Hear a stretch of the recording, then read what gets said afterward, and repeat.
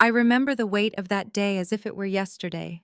I am 51 years old, and for more than half my life I have carried the title of single father.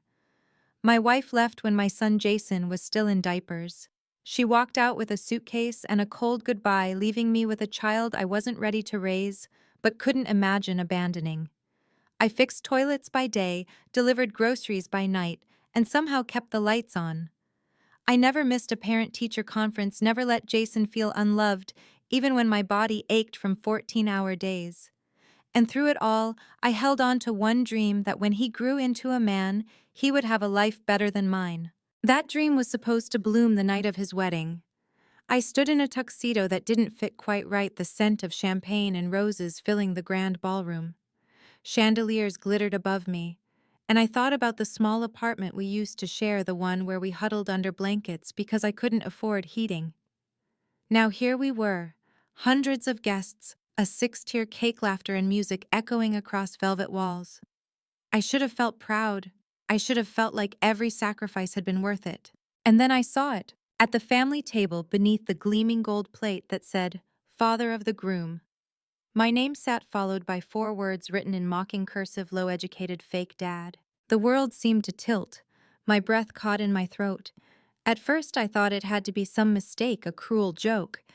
But then I heard the laughter, subtle at first, then louder.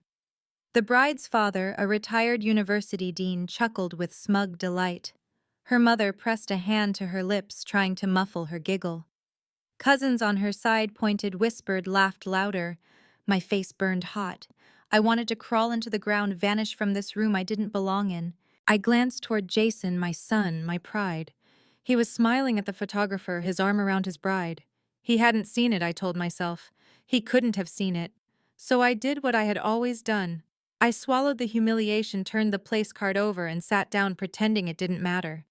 But the whispers grew sharper, the laughter bolder. Then I heard someone mutter, "What did you expect? He fixes pipes. Probably didn't even graduate high school." The words struck me harder than any blow. My stomach twisted, and I felt my legs trembling beneath me. This was too much. I stood, my hands shaking, ready to leave before my shame swallowed me whole. But as I turned toward the exit, a firm hand caught mine. "Jason." He looked into my eyes, and for the first time that night his smile was gone. His gaze was sharp, steady, burning with something I hadn't seen since he was a child, fierce, protective love. "Dad," he said quietly, but his voice carried through the room. "Let's go home." I froze. "Jason, this is your wedding." I said, he repeated louder now, his jaw clenched. "Let's go home." The music cut out. The DJ's hand hovered over the controls. Guests turned, whispering. Jason looked at his bride, then her family, and said in a voice that rang like thunder, "You all just made the biggest mistake of your lives." He didn't explain. He didn't scream. He just walked out, his hand gripping mine, leading me out of the gilded ballroom into the cold night air. The doors slammed shut behind us, cutting off the gasps and murmurs. And as we stepped into the silence of the city streets, I realized something had shifted, because the next day, everything changed. We walked in silence that night, the sound of our footsteps echoing on the empty sidewalks. Jason didn't say much, but the way he held my hand firm, steady, like he was the father now and I was the child, was enough. I tried to tell him to go back to salvage what he could of his wedding, but he shook his head before I could even finish the thought. "Dad, I'd rather lose a marriage than lose you. You're the only one who's ever stood by me." His words cut deep, not with pain, but with a strange, aching pride. For all the years I feared he might resent me, that one sentence was worth every sleepless night I'd ever worked through. The morning after, the world had already started turning against him. His bride's parents called, furious, accusing me of brainwashing their daughter's husband, of dragging him down into mediocrity. Jason ignored them. He packed a bag, left the honeymoon behind, and showed up at my apartment, his tux still wrinkled from the night before. For a few days it felt like we were back in time, just the two of us, eating reheated leftovers, watching old movies, laughing about nothing. But beneath that laughter, I could feel the storm gathering. The bride filed for annulment within a week. Her parents spread stories about Jason abandoning her at the altar, whispering lies into every ear that would listen. Friends he had grown up with started drifting away. Even at work, he faced cold shoulders from colleagues whose parents had ties to his in-laws. It was clear they were trying to erase him, to punish him for walking away. And yet Jason didn't falter. He started spending his evenings digging into the finances of his ex-bride's family, muttering about inconsistencies he remembered from conversations. One night, he slammed a folder down on the kitchen table, his eyes blazing. "Dad, they've been hiding millions in unpaid taxes, donations, investments, all fake. They thought they were untouchable." I stared at him, stunned. This wasn't the boy I raised in a cramped apartment, the boy who cried when he couldn't afford textbooks. This was a man who had inherited not just my grit, but something sharper, the refusal to bow to cruelty. He brought the evidence to the authorities, and suddenly, the tide shifted. Newspapers began whispering about corruption, about scandals hiding behind the polished smiles of the academic elite. The same family who mocked me as a low-educated fake dad found themselves plastered across headlines as frauds. Jason never gloated, never rubbed it in. He only said, "They tried to humiliate you. Now the world will see their shame." Still, I couldn't help but feel the cracks in him. He'd lost his wife, his friends, even pieces of his career. One evening, I found him sitting on the couch, his head in his hands. "Was it worth it?" he whispered. "Walking out, burning it all down." I sat beside him, my hand heavy on his shoulder. "Jason, I spent half my life believing I wasn't enough, that my education, my work, my life made me less. But watching you stand for me, watching you refuse to be bought, that was worth more than any wedding, any approval. You didn't burn it down. You freed yourself." His shoulders trembled, and for the first time in years, I saw tears in his eyes. "I just didn't want to lose you," he said. And in that moment, I understood something I had been blind to all along. I hadn't failed him by being less educated or less wealthy or less polished. I had given him the one thing no one else could: loyalty. And that loyalty had become his backbone, the thing that gave him the strength to fight back. But as his case against his in-laws grew stronger, so did the danger. Late-night calls, strange cars parked outside, warnings from people who whispered that the family wasn't just rich, they were ruthless. And I knew then we weren't just fighting humiliation anymore. We were fighting survival. The first threat came as a note slipped under my apartment door. No name, no signature, just a single line scrawled in ink. "If you don't stop, he'll end up like his father should have." I remember staring at those words, my hands trembling. It wasn't just anger that filled me, it was dread. Because I had spent decades swallowing humiliation, bending under insults, and carrying shame so Jason wouldn't have to. But now they weren't mocking me, they were threatening him. And that was something I couldn't bear. When I showed Jason the note, his jaw tightened. He didn't flinch, didn't back down. "Dad, they're scared. That means we're close." His determination was terrifying and beautiful all at once. He was so much stronger than I ever was, so much braver, and yet all I wanted was to shield him from the very world he was trying to fight.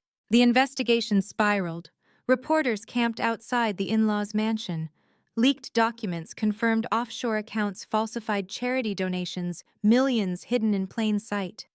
The family who once looked down at me for fixing pipes were now scrambling to fix the leaks in their own empire. And through it all, Jason refused to let my name be dragged. "They called you fake dad," he said one night, flipping through files. "But you were the only real thing I ever had." The trial became a spectacle. Cameras flashed, journalists swarmed, and every detail of their corruption spilled into the public eye. I sat in the back of the courtroom, my work-roughened hands folded, my heart pounding with every revelation. The bride's father, so smug at the wedding, now sat pale and sweating, his empire crumbling piece by piece. But the cost weighed heavy on Jason. Former friends testified against him, twisting stories to make him look unstable, bitter, vengeful. His ex-wife appeared in court, her voice trembling as she claimed he had abandoned her, that he had been manipulated by me. I could see the way it cut him, how every word reopened the wounds of betrayal. One night after court, he broke down in the kitchen. His voice cracked as he asked me, "What if they're right? What if I destroyed everything for nothing?" I grabbed his hands, forcing him to look at me. "Jason, listen to me. They're trying to make you doubt yourself because they have nothing else left. You didn't destroy anything. You uncovered the truth. That's something most people spend their lives running from. His tears fell, but he nodded, gripping my hands like a lifeline. Weeks later, the verdict came. Guilty. The bride's parents were sentenced, their wealth seized, their names stained forever. The same newspapers that once printed their smiling portraits now printed their mugshots. And Jason walked out of that courthouse with his head high, the weight of years lifting off his shoulders. But victory didn't feel like celebration. It felt like survival. He had lost so much: his marriage, his old life, the illusion of family. Yet standing beside him on those courthouse steps, I realized he had gained something more powerful. Truth. Freedom. A bond with me that no amount of lies or shame could ever touch. That night, as we sat together eating takeout from the same old restaurant we used to visit when he was little, Jason looked at me and whispered, "Dad, they tried to define me by who you weren't. But I am who I am because of you." My chest tightened. For years I believed my lack of education, my lowly work made me less of a father. But in his eyes, those sacrifices were everything. And yet, even as we found peace, I couldn't shake one thought. Betrayal doesn't vanish when justice is served. It lingers. It scars. It changes the way you see the world.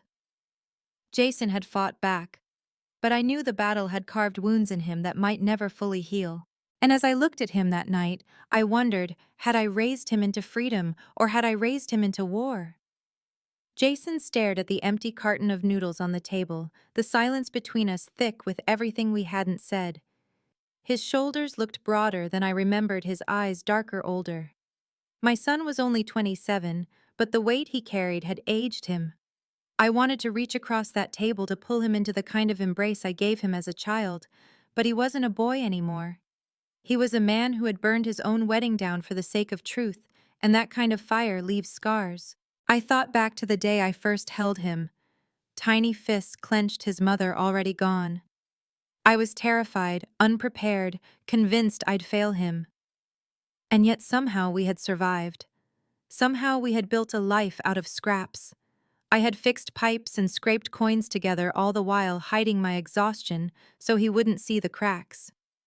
And now here he was, stronger than I could have ever dreamed. Stronger maybe because of the very shame I carried. "Dad," he said finally, his voice low, almost breaking. "Did you ever hate her for leaving?" The question lingered, heavy and raw. I thought about his mother, about all the years I spent swallowing my bitterness. "I hated what she did," I answered softly. "But I couldn't afford to hate her.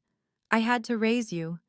And if I let hate eat me alive, I wouldn't have had the strength to love you enough." He nodded, wiping at his face, though no tears fell. And in that moment, I realized the truth. Jason hadn't lost his wedding. He had shed it. He had freed himself from a family that saw him as an accessory, a trophy. He had chosen loyalty over wealth, truth over appearances. He had chosen me not because I was perfect, but because I was real. The following months were quieter. The scandal consumed his ex-in-laws, leaving their empire in ruins. Jason slowly rebuilt his life, cautious, but unbroken.